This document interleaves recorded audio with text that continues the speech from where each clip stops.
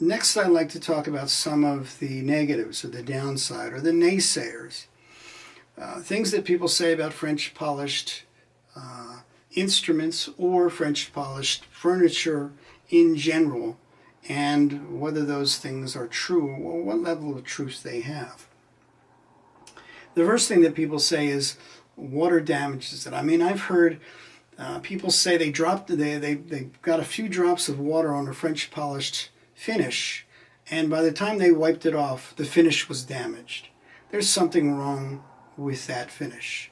French polish is not that damaged by water, and we're going to show you how to make it fairly hard and fairly water resistant.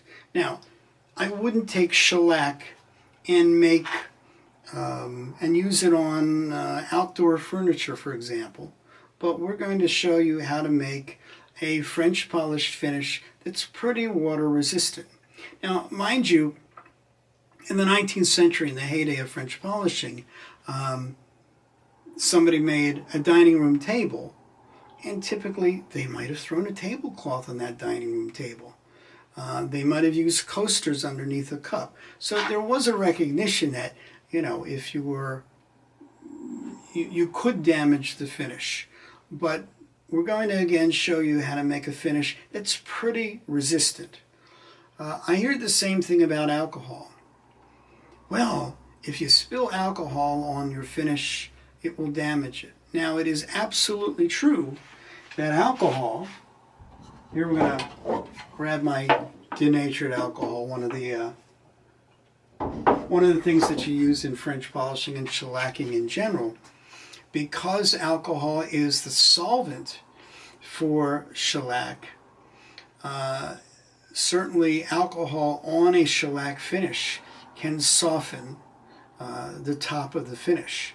But it takes a fair amount of effort to do that, as you're going to find out, because one of the functions that we do is we spirit off the finish after we put the body coat. And you use alcohol to do that. And alcohol doesn't just wipe the finish off. It doesn't just damage it that easily. You've got to put some real effort into it. That being said, if somebody poured a drink of alcohol on this guitar after it was finished and let it sit there, there would be an impact. But if somebody poured a drink and I wiped it off relatively quickly, there wouldn't be. And in fact, we're going to do some tests on that later, both the water and alcohol, and see what will actually happen on a piece of French polished wood. Let's talk about scratch resistance, which is another thing that I hear. Oh my goodness, you can scratch it so easily. This should not be true either.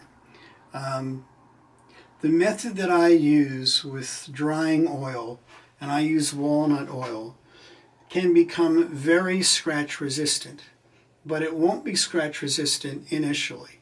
The walnut oil and the process that we're going to use takes a while to develop to its maximum hardness, perhaps a year. So it may be true that a French polished finish, newly polished, may be more scratch susceptible to scratching than something that's been done for a while. One of the lectures, when I heard Eugene Clark, he passed around some tool handles that he'd shellacked. And surreptitiously, I tried to use my fingernail to scratch the finish. You probably wouldn't have liked that. And I could not do it. The finish was plenty hard.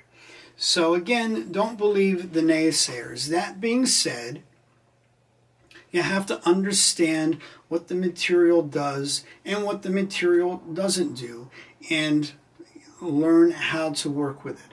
The great thing is, if you in any way, shape, or form do damage your French polish finish, unlike other finishing systems, it's very easy to revive, it's very easy to repair, it's very easy to put more finish on top of an already finished piece. It's very easy to spear it off an already finished piece, and we're going to show you how to do that as well.